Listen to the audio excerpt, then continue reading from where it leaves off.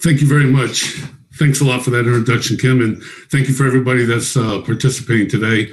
I know when we all decide to take our time away from work and we decide to invest time into these conferences, that we hope to get something of value. And I really hope to bring something of value to this lecture or speech today for FutureCon.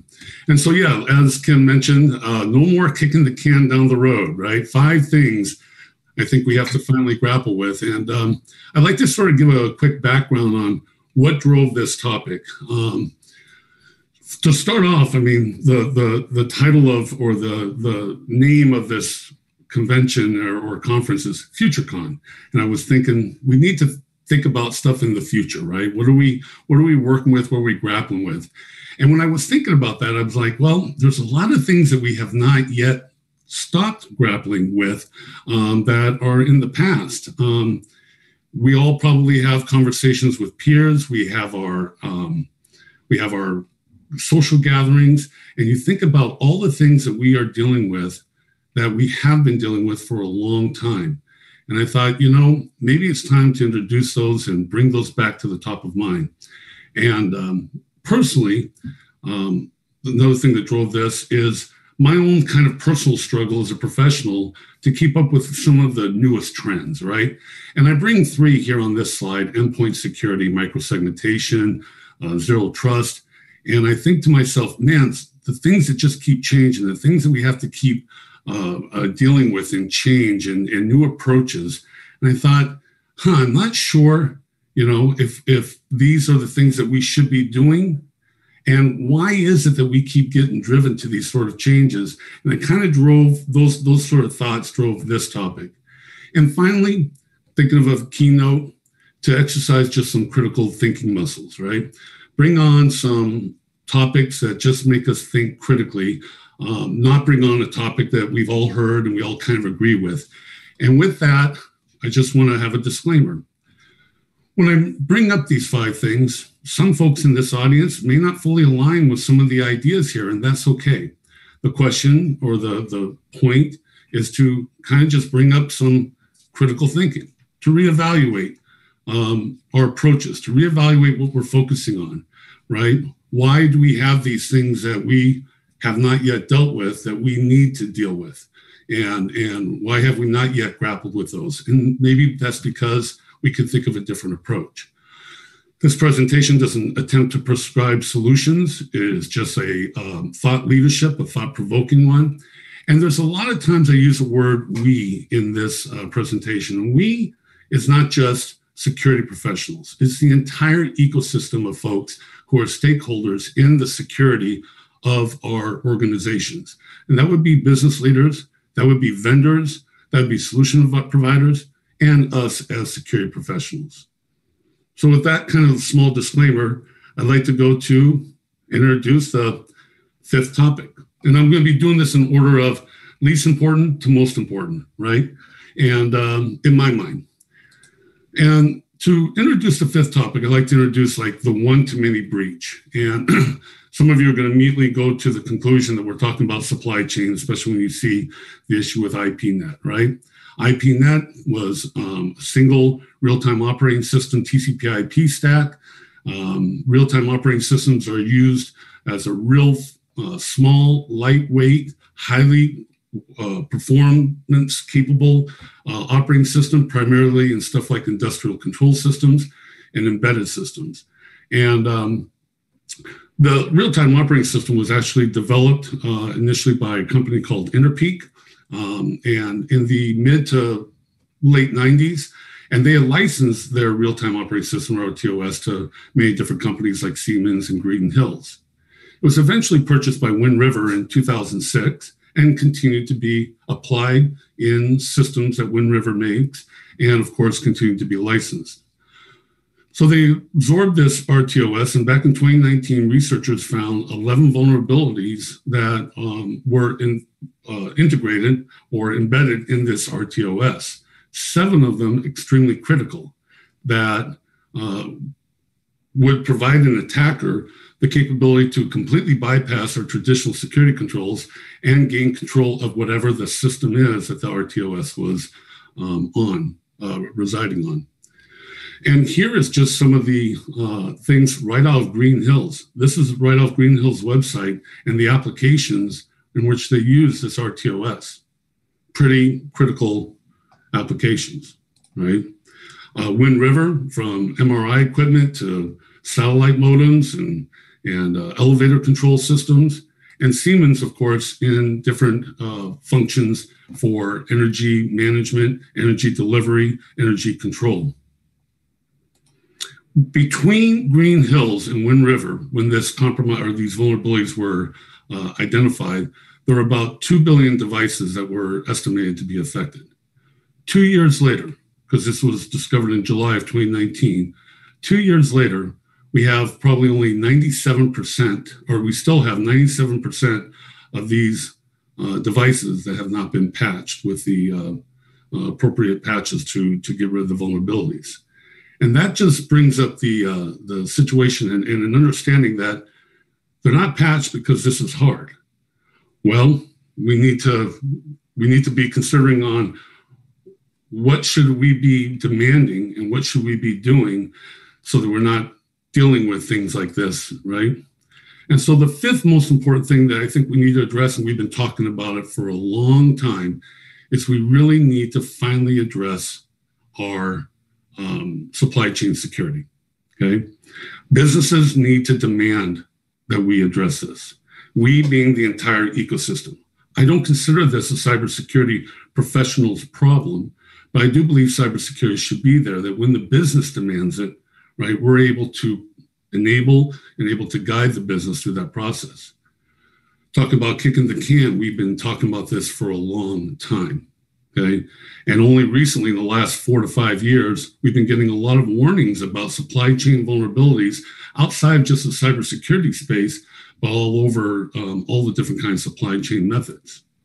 We as professionals have actually witnessed these and things that made headlines: Stuxnet, Target, Petya, Home Depot. Now, some of you will maybe say, hey, there is a distinction between a supply chain vulnerability, maybe a third-party risk kind of issue, and I understand that there may be the need to segregate those or distinguish those. In my mind, third parties still are part of the supply chain. They just might be coming in from a different approach. So I kind of clump third-party risks and third-party vulnerabilities into supply chain risk and vulnerability for this purpose, right? So how long have we been talking about this?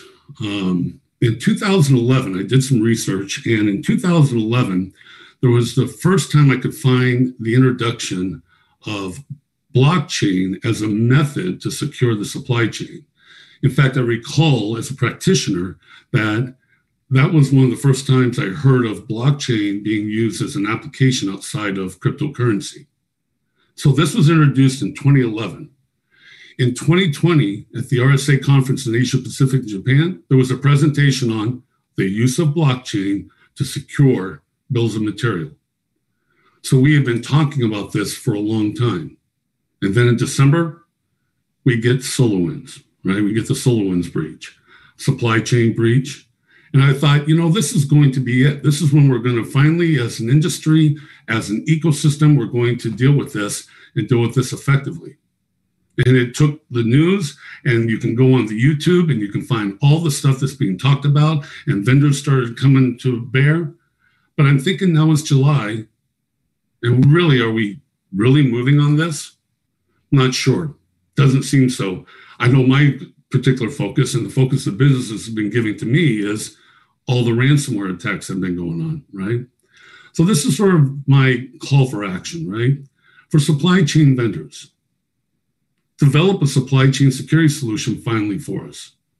Ensure it's generic enough to apply to multiple industries and applications and deliver the solution. And for the business, know where you need your supply chain security, right? The Atlantic Council does a really good job of providing a way to divide up the different supply chain risks and vulnerabilities from 4 different approaches. And that should enable businesses to understand where their supply chain risk might be. And then cybersecurity leaders like ourselves should be there to enable the business and guide the business through different processes. Now, I got a little disclaimer, and there's a disclaimer on all these call to actions, right? This isn't easy. And again, as I mentioned before, I'm not here to prescribe solutions. There's plenty of briefings and plenty of other ways to, or other sources to get your solutions. But I do say that it is hard. That's why we haven't done it. But I think it's really time to do it because the consequences are getting greater and greater by the fact that we don't do this. So I move on to number 4, the fourth most important thing we need to do. The can we need to quit kicking down the road. And I introduce number 4 by the simple timeline of our secure software development kind of conversation and journey. Going back to 1993, an article that came out on cost-effective development of secure applications. We've been talking about this for a long time, right? In 2001, the authority on web app security situations and conditions was established, OWASP. In 2004, when we sanctioned the CISSP, it has an area about cybersecurity and secure coding. And now we just have the establishment of the concept of secure development operations. We keep doing things, but when we keep talking about it, we keep saying we need to do secure software development. But my question is, how are we doing? In the last 5 years, just using the National Vulnerability Database as a reference, the number of CVEs has doubled in the last 5 years. It doesn't seem like we're doing better coding. It doesn't seem like that, right? And there's a lot of implications to this. Well, sorry about that. And one of the things that I really decided to deep dive into those, and I find it really interesting that in between 2020 and 2021, I was able to find this number of the kind of vulnerabilities. Almost 2,000 instances of some kind of right to buffer vulnerability. How long have we been working on that? How much do we not understand how to code, right? And not have buffer overflow and buffer out of bounds vulnerabilities. We have missing authorization. We have improper permissions. We have insecure storage of sensitive information. These are very fundamental things that if we've been talking about this for the amount of time we have, I think we would have addressed by now, but it feels like we're kicking the can down the road. And by doing that, we're going to have some, I think, more issues. So the fourth most important thing to address is we finally need to do software development in a secure manner. Consumers need to demand it, regardless of what the consumer is, okay? Regardless if it's a business or an individual consumer. And when I think about individual consumers, I think about things like IoT, right? That's doing it in people's personal lives, even though IoT obviously has applications in enterprises, right? And the software solution development organizations need to deliver, because the implications of insecure software are ever growing, right?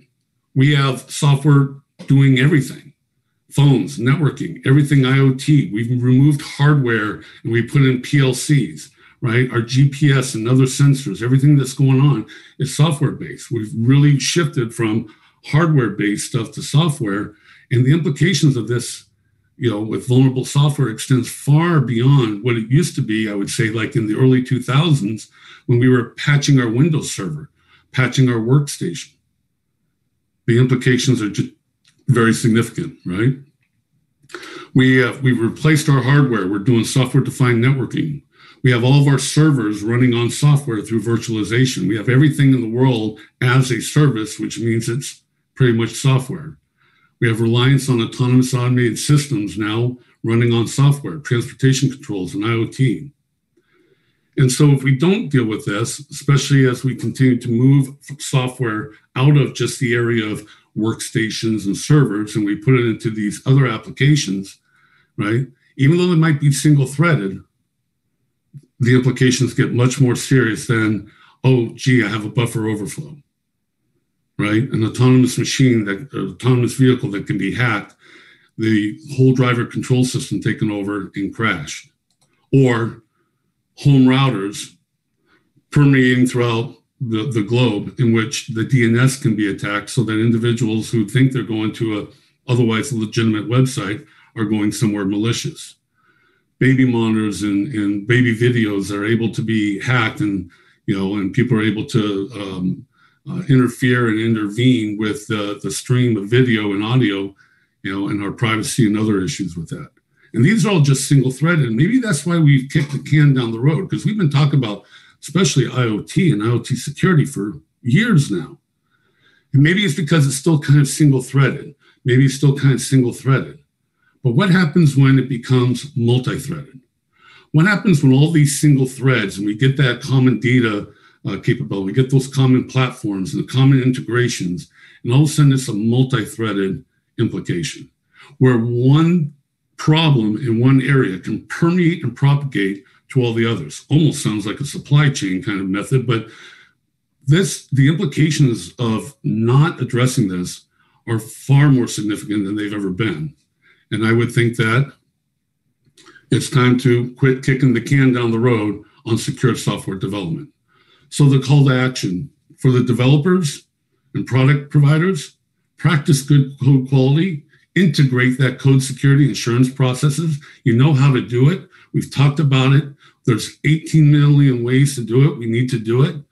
And the other call out is to be able to demonstrate the security of your products. Consumers should be able to demand that, I think. And I don't know how there's a disclaimer. I'm not quite sure how you can provide qualitative or quantitative metrics for this, but I don't think that's our call and our concern. If us as consumers demand some kind of methodology to validate secure and quality coding, the industry will provide it because we demand it. Maybe we should negotiate better SLAs and outcomes in our contracts. Maybe there should be some sort of financial benefit to me, harm to someone else or the provider if I'm continually patching them. I can't do it by myself. That's why it's the entire entire ecosystem, right? One of the benefits I was thinking is I'm continually given opportunities and technologies and processes and new capabilities to continue to patch better, faster, with solutions that I need to patch, right? Maybe it's time we stop fighting this patching thing, and our call to action is give us better applications, code better. And that's my fourth call to action.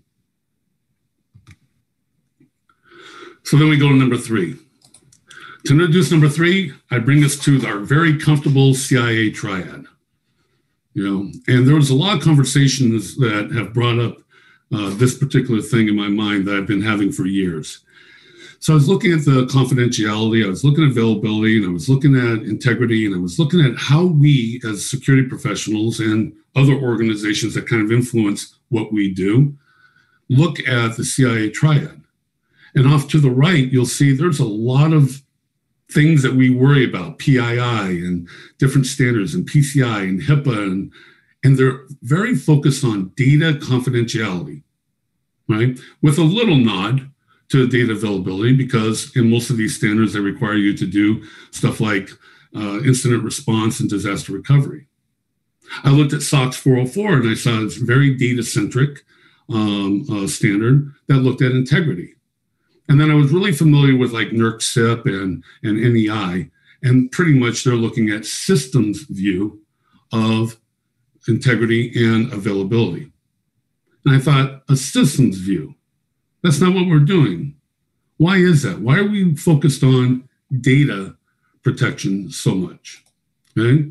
Well, we all know these kind of details: cost of a breach, average cost of a breach, when the cost occurs, and these things sort of drive us, right?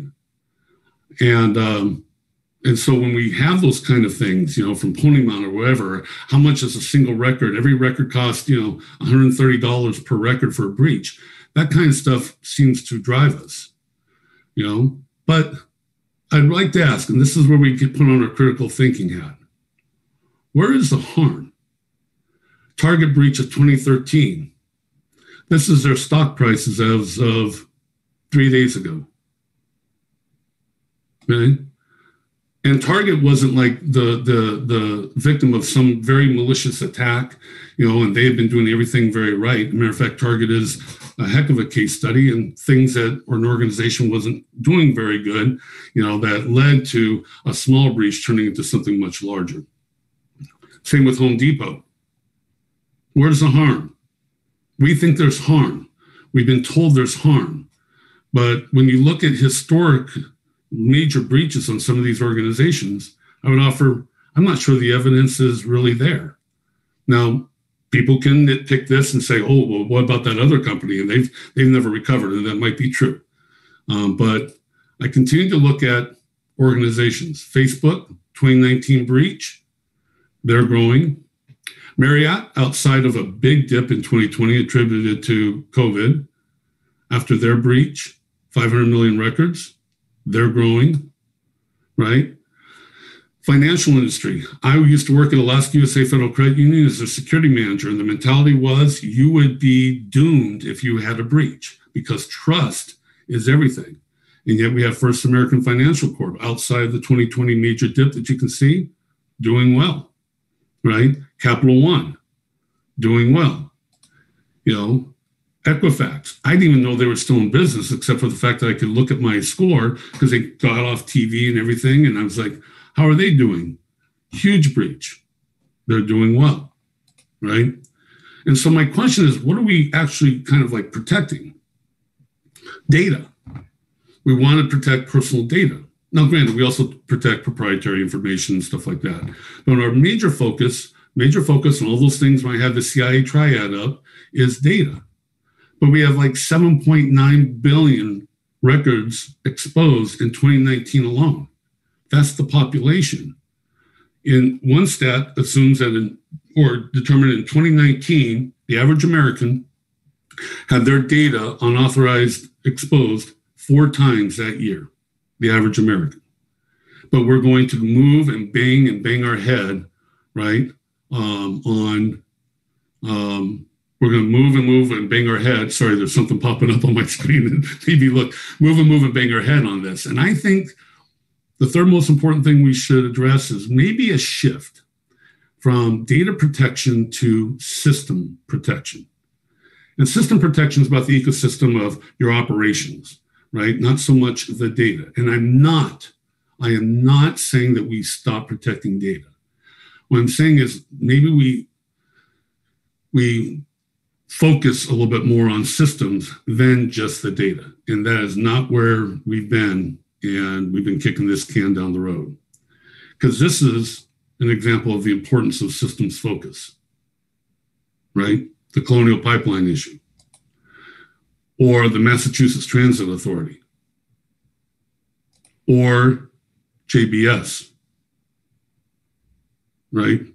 These were not data issues. Now, granted, during the attack, maybe some data was exfiltrated out from these organizations, and that's important.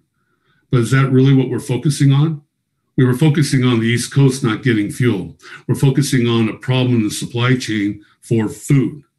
We were talking about, in this small little town in Florida, someone trying to poison the water in the water treatment plant for a town of about 17,000 people. Maybe we need to look at a systems focus. I would offer in a conversation I had with someone, what would be important to an airline? And I said, in my mind, as a security professional, what would I enable for the airline? I would enable that passengers get on the plane on time, they depart on time, they have a safe trip to wherever their destination is, and when they get off on time, all their bags are there. I was like, if an airline can knock that out of the field, right, I think they're going to be a very successful airline. But what we do as security professionals is talk about how do we protect data? And I'm not sure that's where the focus is, right? I worked at Puget Sound Energy, had a conversation with a peer of mine from another power provider, and they were talking about their drive to secure data. And I said, I think our operational technology is a little bit more important. Sure, I want to secure our customer data. But the irony was, if something was to happen, we would make the customer whole. And while the customer is filling out their form, to get credit monitoring. They'd be using our product while they did it. But what if I can't control the dams? What if I can't control the floodgates? I think we need to look at a systems focus. Well, those are big organizations. I work for a small company called AAA Washington. AAA is a much larger federation, but AAA Washington is relatively small. And when I think of a systems focus, I think about how important it is that we, of course, continue to protect our customer data. But what is important to our customers? How about a systems focus that ensures that when they call in the middle of the night, stuck in the snow, freezing temperatures, we're able to deploy a truck and rescue that person, maybe with their family in the back.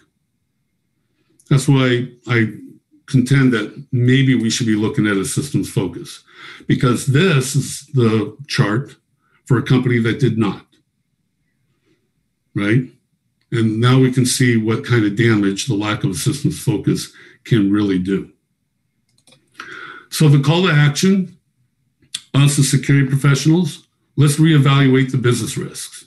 Let's be frank in our communications to the business, avoid FUD statistics, right? And align our protections to protect the business. But it requires the business to also reevaluate its business risks, right? Allow the communication from the security professionals, and maybe not to fear a breach, right? We saw the graphs from earlier. Maybe don't fear a breach. Not all breaches are created equal, but maybe not fear a breach. Now, my disclaimer is there are some industries and some organizations where protection of personal data is paramount, and it's not a systems focus, and I understand that. But for, I think, a vast majority of organizations that are delivering a service that consumers rely upon, maybe it has to do with the service delivery and the systems that support that. So then we go to number 2, the second most important thing to address. And to introduce that, we talk about how much we spend on cybersecurity. And I gave stats earlier on how much a breach costs, and here's how much we spend. And granted, if you go to any kind of sources, you might find some different numbers. The numbers vary all over the place. But what I don't think you'll find is much of a differential in the degree of the numbers, right? And the magnitude of the numbers. And what I'd really like to do is I looked at these and I was putting them down, and then I noticed the first one, 41 billion in spend in 2019.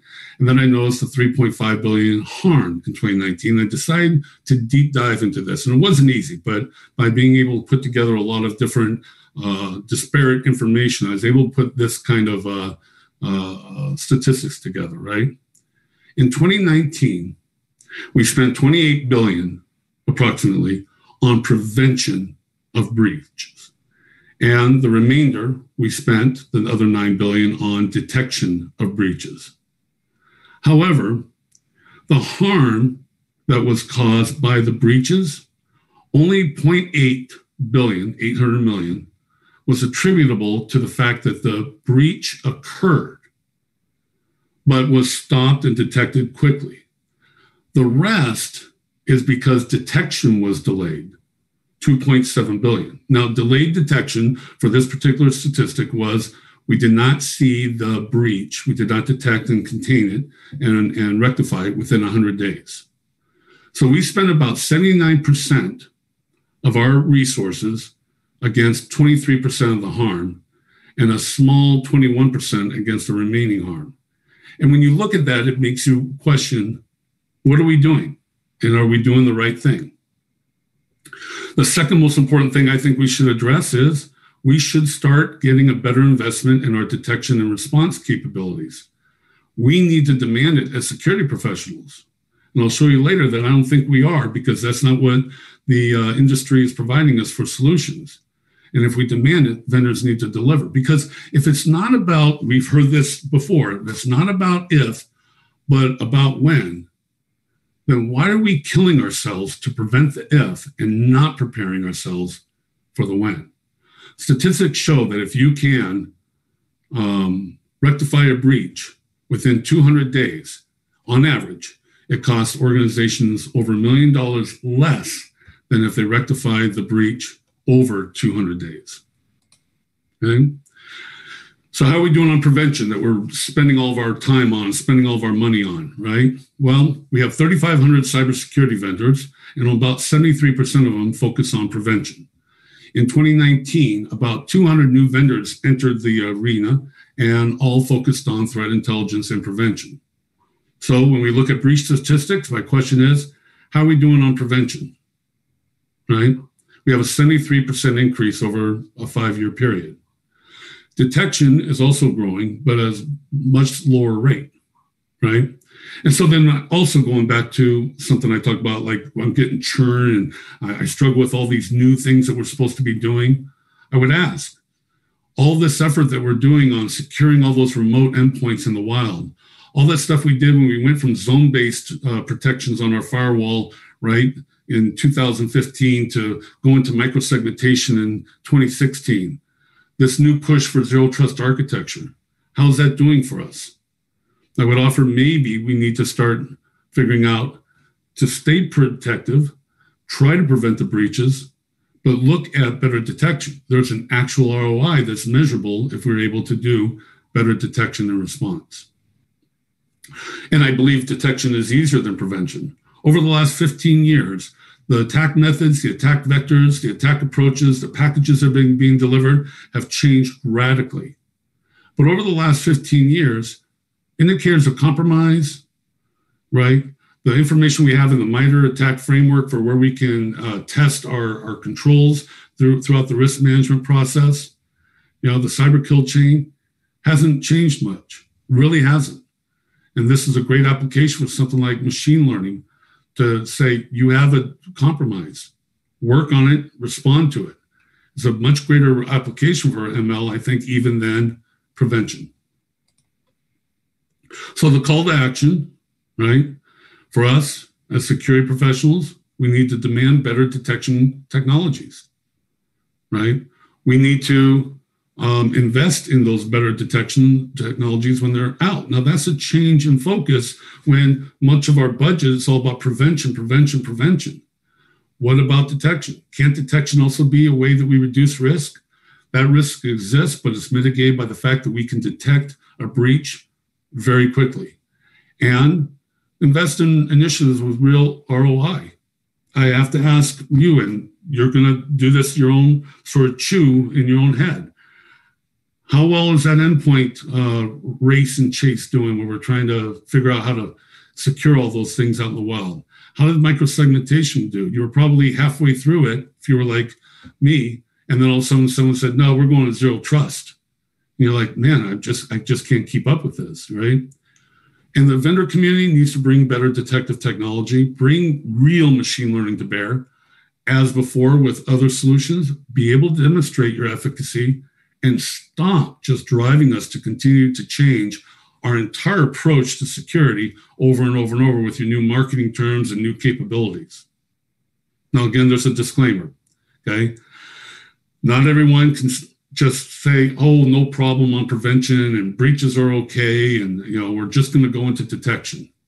But I think for a vast majority of people, when they start thinking about this approach, it might make sense that maybe we need to quit kicking the can down the road on detection and response and get some progress there.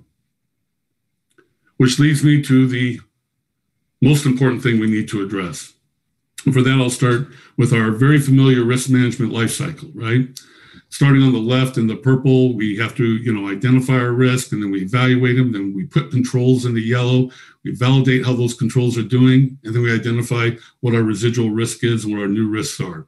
Risk management. Security professionals, we're supposed to be risk managers. Are we managing risk? When I talk to my peers, when I talk to my colleagues, this is what I think I see us doing a lot. We attempt to achieve the prevention of any and all breaches, which of course is leading, going back to the last point, leading to an inordinate amount of investment in prevention and maybe not into our detection and response capabilities. We often rely on achievement of compliance standards to demonstrate achievement of good security posture. And I don't think that's our fault. I think that's something that's just been happening, and we need to maybe uplift ourselves out of that. because we are just driven by compliance standards over and over and over. And I think it's kind of ironic, because I think it's ironic that you can have compliance standards like HIPAA, you can have compliance standards like PCI, compliance standards like NIST, that tell you to go out and do a risk assessment. And then when you're done with your risk assessment, it tells you exactly what controls to put in, regardless of your risk, regardless of your context, regardless of your own risk appetite. I find that kind of ironic. And the other thing we do, if you've been around, is we lament on, we need a seat at the table. We got to talk the language of the business, and we need more resources, right? But if we have problems with resources, are we supposed to then be able to apply them to appropriate risk? Not sure that's what we're doing. So the most important thing I think we need to do, and this will all tie in later and how it all just feeds, is we need to remember our role as risk managers, okay? Our limited resources demand it, and the business deserves to understand it. The business needs to understand that we don't eliminate all risk and we don't reduce it all to about zero. We identify, measure, and prioritize the risk, and then based on our capabilities and our resources and our context and organization, we choose what risk we're going to mitigate, transfer, and then accept. But it's never all gone, okay? And I wondered, how are we thinking about risk? Is this going to require us to have a kind of a new thought on risk? Because what is our breach response approach? We're afraid of breaches. The business wants no breaches. If breaches are completely intolerable, it is a matter of if, right? Then why do we have breach response in the first place? Our breach response is not close the doors to the organization, shut it down, we're done.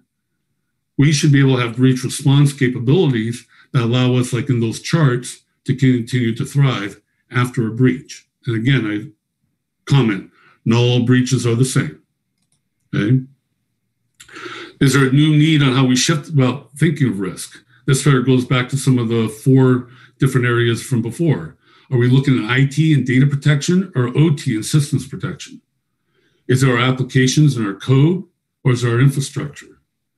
Is it third-party and supply chain risk, or is it those really bad end users we have, the employees who are the greatest risk factor? Do we need to reshift our thoughts? Right? And what is the role of rapid detection and response in risk acceptance or risk mitigation? I know I don't have the protective measures over here. I understand I don't have the protective measures over there, but I can respond if something was to happen. And I think that gives us some thoughts on risk, because I think we are trying to over-reduce risk.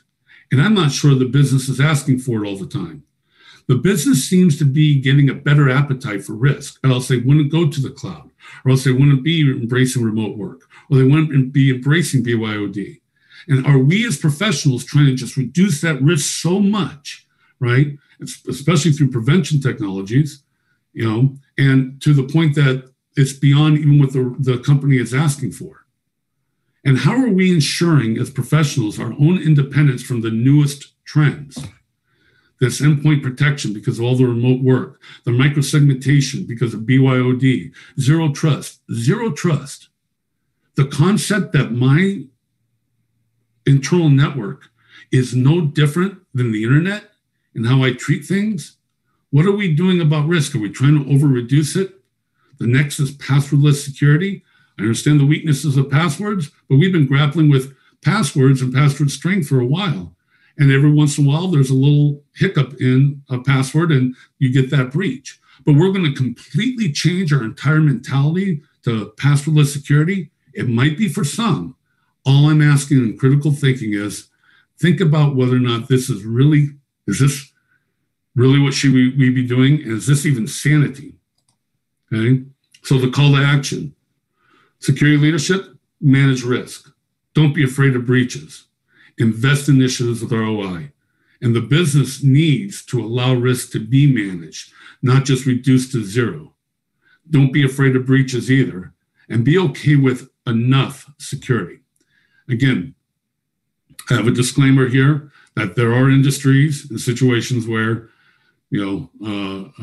compliance and massive reduction of risk is absolutely necessary, and I recognize that. So this sort of wraps up how all these things kind of fit together, right? If we can be good risk managers and we understand where risk needs to be taken into account and modified and mitigated, and where risk can be accepted and our approach can be in that mentality, right? We're going to do a better job with the other 4 aspects that are there, right? Number 4, we're going to have, a better idea of whether or not detection and response can be a risk mitigation factor. If we go to number 3, we can figure out whether or not information, IT versus or OT or systems application configurations and our coding needs to be better. Do we focus on the code? Do we get the code right? More than maybe focusing on infrastructure. IT versus OT, right? And of course, if we're thinking about all those things, right, a real focus now on the risk and the vulnerability to our organization from the supply chain.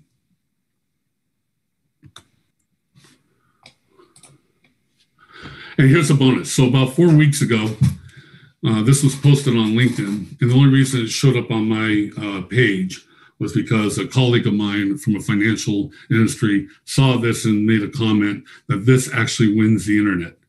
And this is sort of tongue-in-cheek, and it's meant to be just a little bit of humor, yet reality.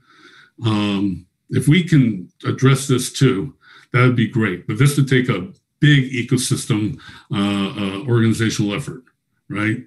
This would be a requirement for change of what's important to the business and what's important to us.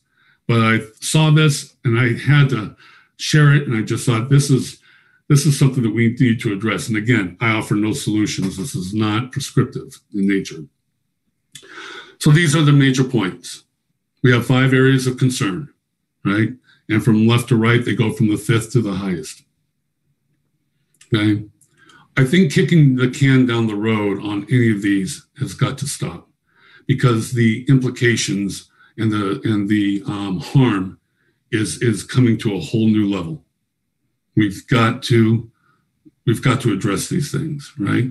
And addressing these things will take a combination of the entire ecosystem, right? It's great here. We can talk about this and we can lament on, wow, we need to do all this, but this is sort of a call for the entire industry and the entire ecosystem to take a look at these, consider them, right? And where it's appropriate, to make a call to action. And I thank you. And I thank you for your time and attention today. And I'm going to hand the paddle back off to Kim. And I am coming. I'm having a little bit of technical difficulties here. Hold on. My video is all right. Not sure what's going on. Bear with me, William. No problem. I'm a little remote today, so not my norm. We have lots and lots of questions, so thank you for such an excellent job. Let me start with a few of them. There's many. How do you suggest holding those in your supply chain responsible, and how far down should you go? And that's from Michael N. Yeah, Michael, again, this not very prescriptive on solutions. I've seen very recently a lot of methods, and normally they're trying to work on contracts and assurances there. But the problem is, and it is a problem, but I think this is where resources need to go, is you can negotiate contracts on sourcing, you can negotiate contracts on quality. The overhead and the investment, and this is why we've kicked the can down the road, is then validation of that sourcing and validation of that quality. And I don't have the best solution for it. They've talked about blockchain as a way to ensure the integrity of things and the application blockchain. But until that kind of solution comes up, I see a very manual process. I see it very similar to third-party risk management, where you have to do checks on obligations and big overhead. But this is why we haven't done it. But I think we need to do it instead of some of the other things that we are doing. I have another question. It says, do you think that the reliance on automation causes our critical thinking muscles to atrophy? From Bernard T. To atrophy? Yep, sorry about that. Yeah, that's a good question. A reliance on automation.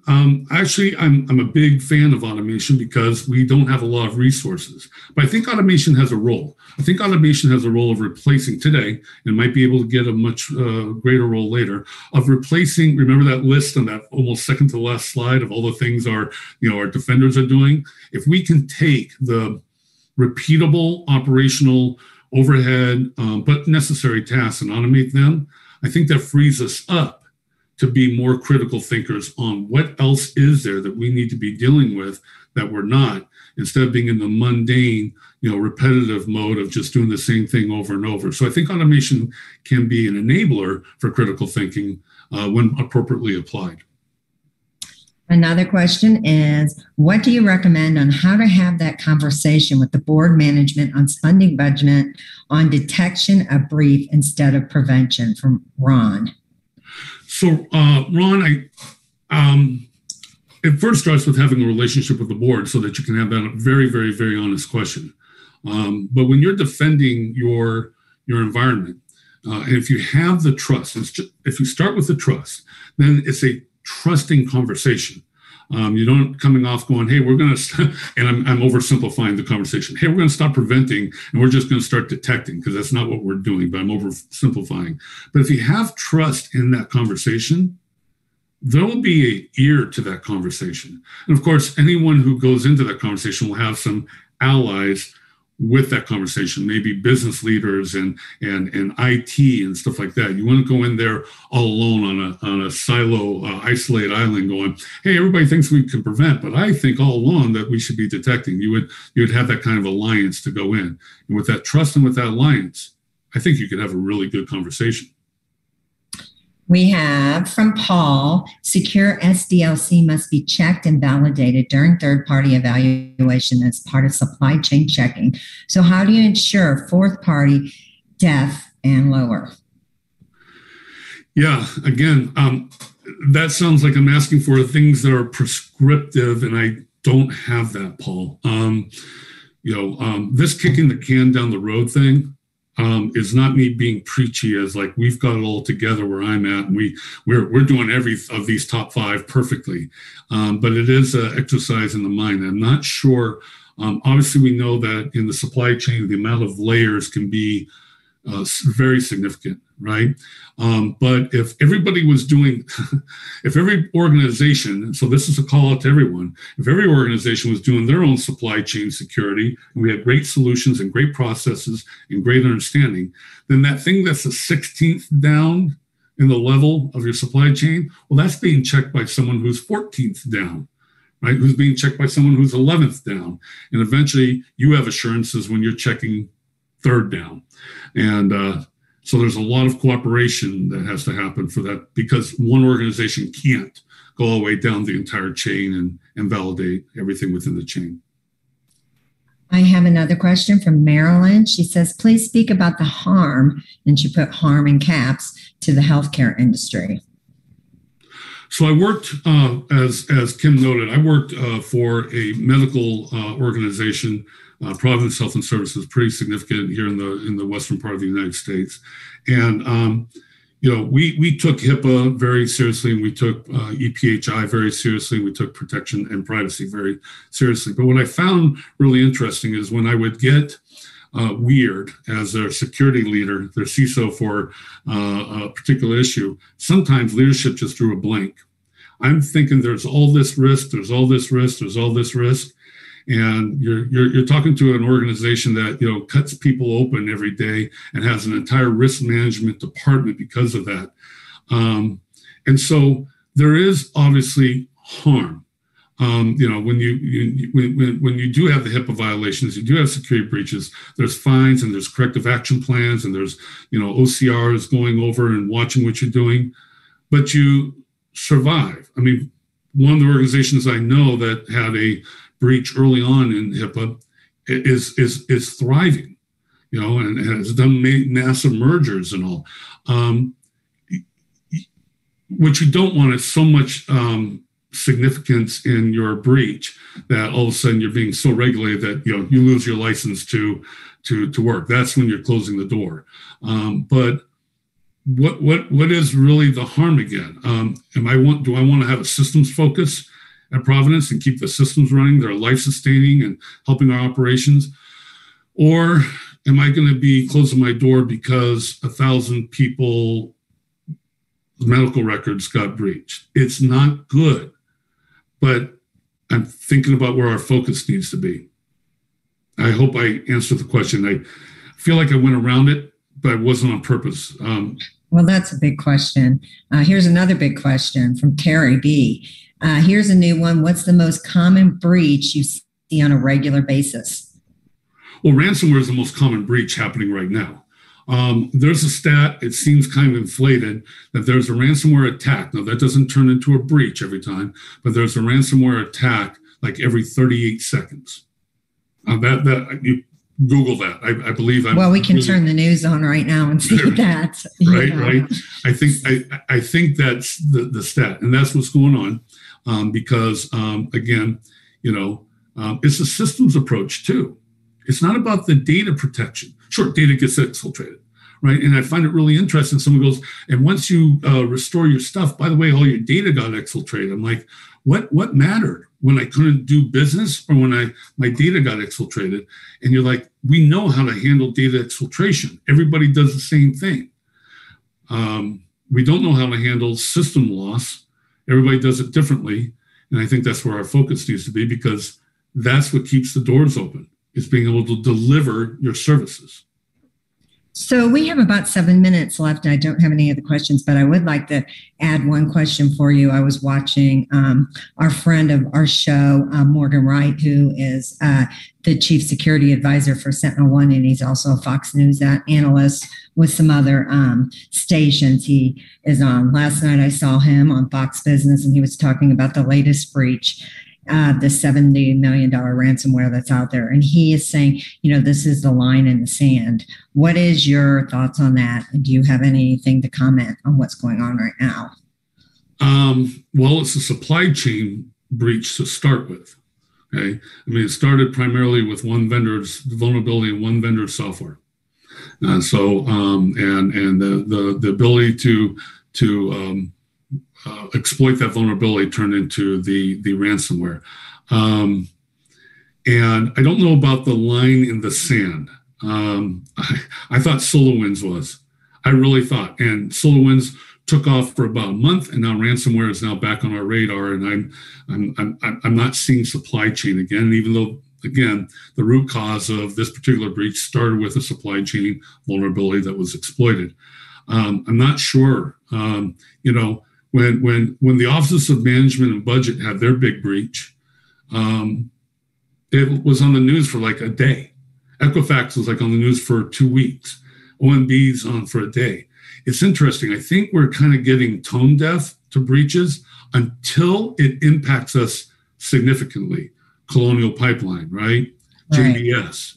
So I think the line in the sand is going to be when it truly changes America, or I'm talking about the U.S., of course, we can have a conversation, but when it changes our health, safety, and well-being, that's when I think we're going to get the line in the sand. So I did have one more question. So we'll go away from that, because that whole subject's probably an hour talk on our show, and you guys may even talk about it today on that panel session. But I had Jed S. say, you talked about code needing to be better, but there is so much legacy code that is bad. How do our orgs address patching near term? Well, that's a very good question. And, I'm not sure how much of our legacy code is the code that is making the headlines and causing all the issues, right? Now, granted, we have the real-time operating system and the vulnerabilities, but what's interesting about like Urgent 11 on the IPnet, it has yet to actually be breached that we know of. And that's, I would call, legacy. But what we have going on that I think has that health, safety, and human welfare impact is like what we're doing with IoT. And that's not legacy. That's new. And that's new code that we could be securing. So it's a very good question. How do you secure legacy code? I'm not sure, but how much of our legacy code, now granted, it's there in our infrastructure and stuff like that. How much of our legacy code is critical in our systems. We're replacing it right now. Most of the time, we're replacing it. Some of it won't. But as we replace it, at least we need to be looking at making sure our code is secure. Not sure how to deal with the legacy stuff that well. Well, everyone, this is William Lidster, and he is going to be CISO AAA out of Washington. He's going to be joining our panel, and they are going to be speaking on cybersecurity leaders and experts on current cyber threats and practices. So I imagine you guys will probably be talking about some current affairs. I can't imagine you wouldn't, but thank you so much for spending this past hour with us, and we look forward to seeing you on the panel. The panel is going to be in about 40 minutes from now, so thank you so much. We know you are super busy, and all of our CISOs at Keynote for us are super busy, so thanks for being here today.